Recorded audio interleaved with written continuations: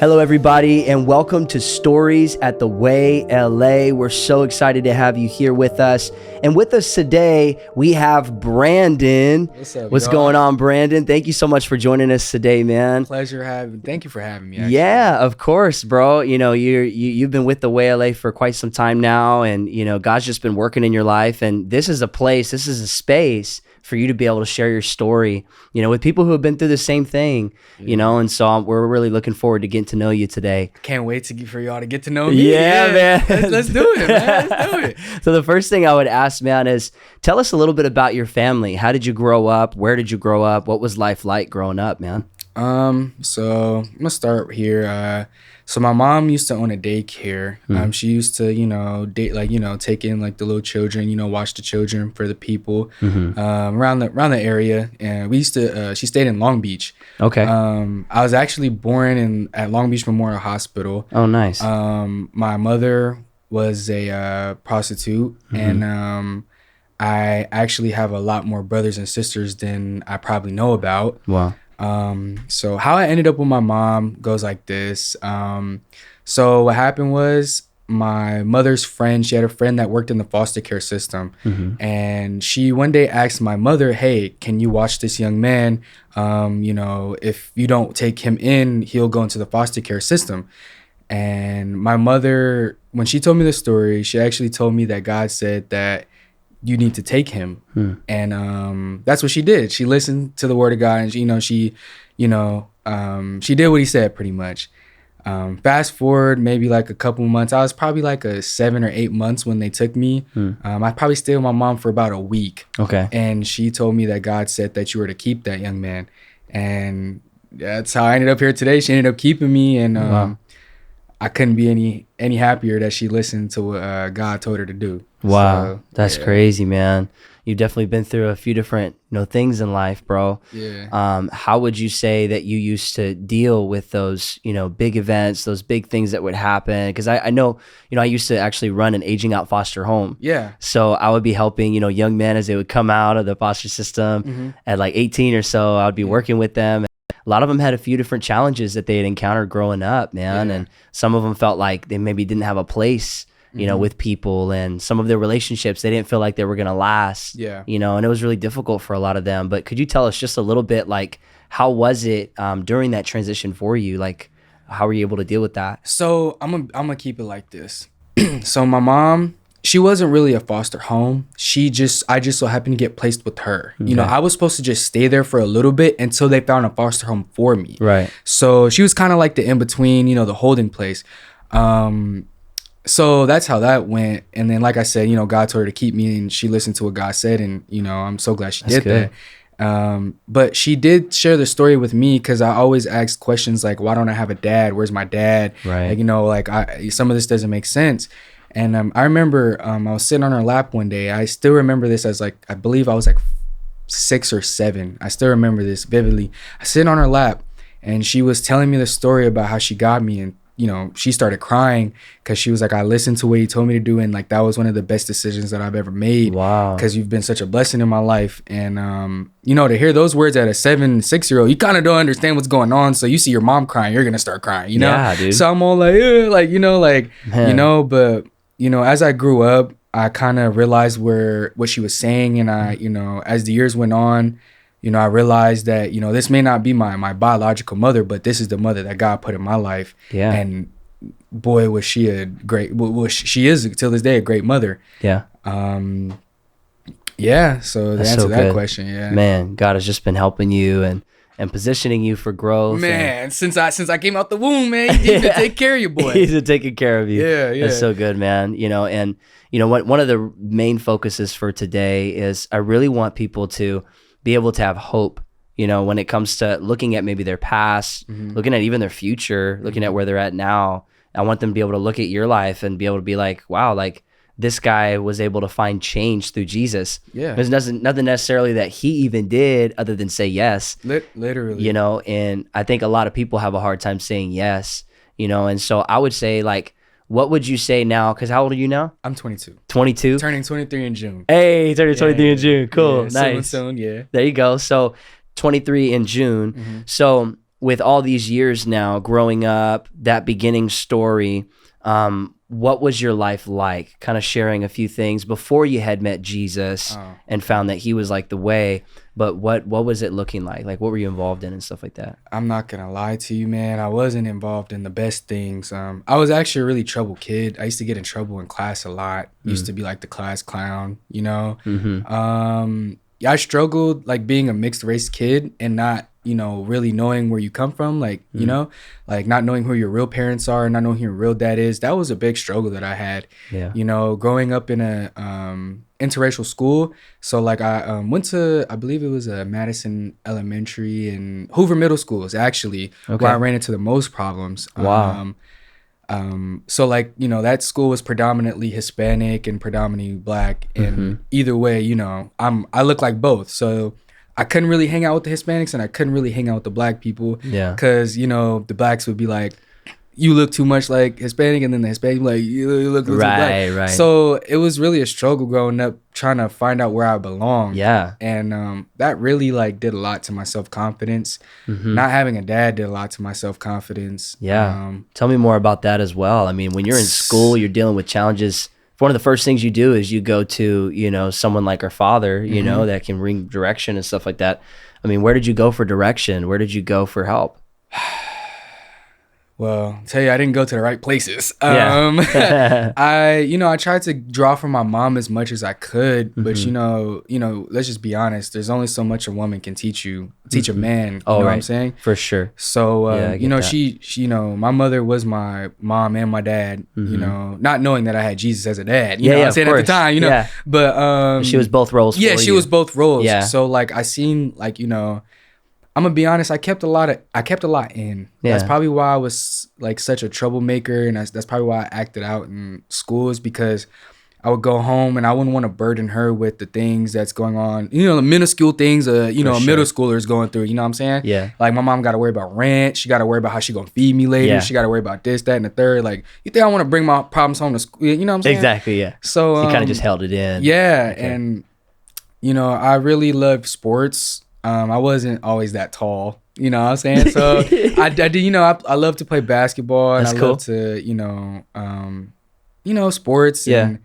And one of the things that really helped me was like kind of fighting. Like I fought a lot. It was like an outlet for you, or like a bad thing that you're kind of doing. Yeah, so like I used to get into like a lot of fights as well, and you know, my mom had put me into boxing and stuff like that. So I did box for a very like minuscule amount of time. It wasn't that long, but you know, I dibble dabbled in that a little bit. But you know, other than that, as far as, you know, being a middle schooler transitioning into high school, I think one of the things that I used to run to a lot were my friends. And you know, my friends weren't always in a good headspace. You know, they're just like me trying to figure out life. They have their problems as well. Right. And a lot of, you know, kids around me at that time, you know, were smoking weed, you know, drinking, drugs, you know, partying. Yeah, pretty much. Yeah. And, you know, my mom being the mother that she was, she always kept me away from those things. Oh, that's and, good. Protected you. Yeah, she was a very protective mother. And I really like seeing how she raised me. And by the way, my mom was a very strong woman of God. Oh, that's you know, awesome. I definitely know like all her prayers is working now. Seeing all this, like seeing my life now, I can definitely tell like, you know, she's always been praying for me. She's never stopped. That's I can such tell. a blessing, bro. Yeah, I mean, because man, I have a friend, and I'm not gonna name his name, but you know, he tells me all the time about how his mother doesn't, like, I wouldn't say per se approve of his relationship with God, but also doesn't praise it.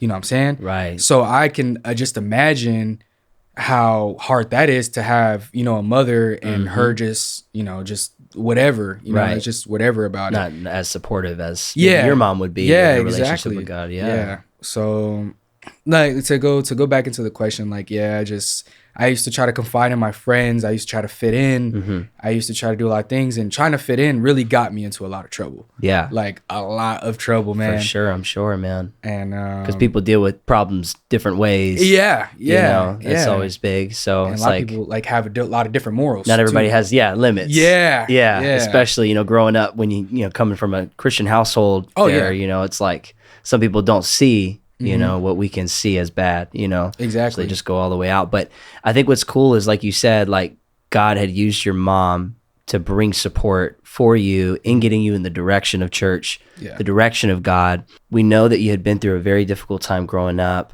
that, even, in middle school to high school, it was difficult for you to fit in, right? And sometimes when you're trying to fit in, you get involved in things that other people are involved in, right? Who don't have limits all the time. Yeah. But I would say one question is, how did you get saved?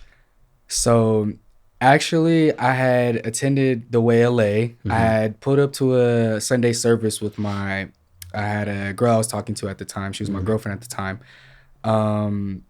I had just got tired of us doing the things our way, doing things my way, arguing and, like not doing it the right way. Yeah. You had actually done an altar call, and it had touched my heart so much. I remember you saying, do not let anything hold you back. Like, this is God. Like, you need to come up here and you need to receive this. Yeah. And I remember I was holding her hand. And as you were saying, do not let anything hold you back, I had her hand in my hand, and I was trying to take her with me, and I felt the resistance. But even after feeling that resistance, those words that you had said, don't let nothing hold you back, I let go, and I was like, I'm going to go get what God has for me. Wow. You know what I'm saying? That's good. So that's so good. That was yes, it was hard because I wanted her to come up there with me, but like you said, you have to get what you got coming from the Lord. Yeah, it's got to be for you. Yeah. So 100%. That's so good, man. And I know that you just been moving forward ever since you made that decision. It's been, I've been moving. Forward for sure. Yeah. I'm sure there's been a few obstacles. Right? Oh my goodness. Yes. Yeah. From life, and some of it's just the enemy. But I'd love for you to share a little bit, just being real, right? Mm-hmm. Like, what are some of those struggles and things that maybe you had dealt with right after you gave your life to God? And how did you deal with those? How did God help you with that?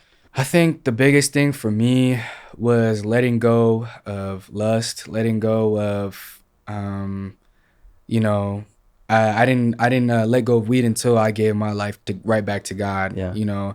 That was one of the biggest things. Was weed had me in a chokehold. Mm-hmm. Like I was smoking every morning, afternoon, and every night. I even tried to say it was helping me go to sleep, but I was still staying up until like 2:00 in the morning. You know what I'm saying? So, yeah, man. Those were some, I think, even though I called myself loving my girlfriend at the time, that was still lust, For sure. Yeah. I'm sure that was difficult to let go. My goodness. There's a lot of ties that happen there spiritually, but, even like a place that God's trying to take you to, and, I'm sure having her even understand where you're going. I mean, all those conversations, how did all that happen? Oh my goodness. I think those had to be some of the hardest conversations, because she grew up in a church, but she had bad experiences, Okay. And, I think that's one thing that like we don't really always look into, is like the experience that some people have in church. That's right. Yeah, so some people get really hurt by, the church, and that nobody, I feel like not a lot of people talk about that. And I think like that was one of the biggest things that, I had to explain to her, like, these are people that you can trust. Yeah. Like, you do not have to worry. Like, I'm supposed to be the man in this relationship. You should be able to trust me that I'm leading us in the right direction and taking, like, even in the Bible it says to seek wise counsel. I think that was the biggest thing that I feel like, I think that was the biggest thing that kind of confused her, was to see another man take direction from another man. Because, like, leadership. Yes, leadership. And like I feel like that was one of the biggest things that, used to butt heads on with that, is like, how can you trust this person? You just met these people. Why are you so willing to tell these people everything? And it's all like, I'm not just willing to just do it. It's like, if like God literally placed these people in my life, like, it's like, these people have not done anything wrong to us. They have not done anything wrong to me. They've been trying to help us, like, for the very few time that I knew y'all at that point in time. Yeah. I got nothing but good vibes from you guys. For sure, man. And nothing but love. You literally love. I felt love. Like, you know what I'm saying? Yeah. And that's the biggest thing. I think all you can do is testify, and then you take it to prayer, right? And you just, you go the direction you need to move in. And, the reality is we're all going to leave something behind. Yeah. But it's also leaving a lifestyle and a person behind for someone that's new. Now, I know that you had been in Holy Warriors a little bit as well, right? And you graduated. That's amazing. For those of you guys who don't know, that's our discipleship classes that show you how to be a great Christian, a strong Christian, right? I think every Christian's a great Christian. If you're following God and you're trying, great. bro, You're doing a good job. You're doing it. Yeah. But I would say, tell me a little bit about your experience coming out of that class. I know you had gotten some freedom. Share a little bit about that freedom as we're talking about you overcoming these struggles. Oh man. So let's talk about a little bit about the freedom. Yeah. So while I was going to, Holy Warriors, there was a lot of things that still had me bondage, like depression, like worry, anxiety. There's a lot of things on my heart that I still had. And, like, not only did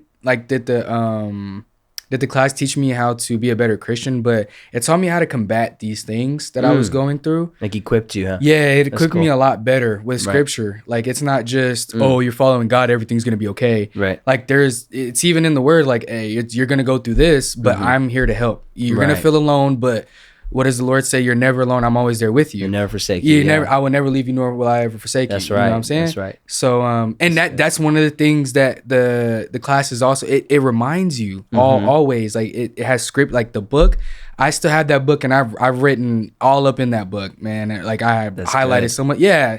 So many things. And, it just equips you for the everyday life challenges that you're probably going to go through. That's you will go through, actually. And that's what the church is for, right? Is to equip us. How did you come in contact with the church? I know you said you pulled up one day and you got saved. That's amazing. Yeah. But who was like that person that connected you to the church, or did you just look it up on GPS? Like what happened? So here's what happened. So the Lord had blessed me with the dealership job. So for those who don't know, I aspire to be a mechanic. I want to work on cars. I love cars. That's cool. My dad was I had a father figure. I call him my dad. Okay. But my father figure, he had been detailing cars since, for a long time. And I used to work for him every summer. Yeah. And, that's how I learned how to work, get a good work ethic. Good. Yeah. Yeah. And then, so I ended up joining school because I ended up joining UEI, the college, it's community college out in Garden Grove. And I, been doing that. And my teacher was telling me, like, you got to get your foot in the door. You got to go find a job. You can't just work at fast food. It's not, getting this degree and, working at fast food, it's not going to correlate. You're not going to be able to do anything with it. So I'm over here, I wasn't really as strong with God as I am now, but I was really praying for, like, can I please get it better? I was working at Chick-fil-A. Don't get me wrong. It's a really good job. Yeah. But, 500 you wanted something more for your career. Yeah, exactly. And I wanted something that was, exactly. I wanted a career. And, so I was praying and I was walking down the street one day to go to the bus on a really hot day. I was sweating and I had walked past, his name's Nathan. Okay. I had walked past a young man named Nathan and I told him his car was nice. He had a Toyota dealership shirt on. And I was like, hey man, like, I'm struggling with this, that, and the third. I smoke. Like, I can't get a dealership job because everybody drug tests. He was like, hey, guess what? Our dealership doesn't do any of that. Basically what he was saying was that just go ahead, apply, show them that you really want it. And he also advised me to, like, you stop smoking even though for sure. But that's cool though. Yeah, he ended up inviting me and I ended up putting my application in, and not even 2 days later they called me. No. Yeah, they ended up giving me a call. That's quick. And yeah, it really quick for a dealership. Like that was really quick. They ended up calling me and it was like, hey, would you be down for the position of a porter? And I was like, yes, get me in there. I don't care if y'all got me sweeping floors. Yeah. I want to, get my career started. That's good, bro. Fast forward a week later, I ended up getting the job. They ended up having me come in. I talked to my boss and everything, got to meet everybody, the advisors, everything. Fast forward probably another week later. Raymond, actually, there's this young man named Raymond. Right. Thank God for him. Yeah. All right. So he ended up training me, and he was like, man, when we ended up, so we ended up started talking and stuff like that. And like, he was more of like a bro. He was talking to me like at the time I didn't know he was a whole pastor or youth pastor and all that. Yeah. He was just talking to me like more he like was relatable, huh? Exactly. Yeah, like he was chill, so relatable. Down to earth. Yeah. That's cool. So, I'm talking to him, cussing, all that kind of stuff. He was like being what you were. Just being what I was at the time. And he was all like, hey, like, there's this church. I would love for you to come to. That's good. And I was like, really, bro? I haven't been in church in so long. Like, I would love to go to church. And, he was like, bro, pull up this Sunday. Pulled up that Sunday.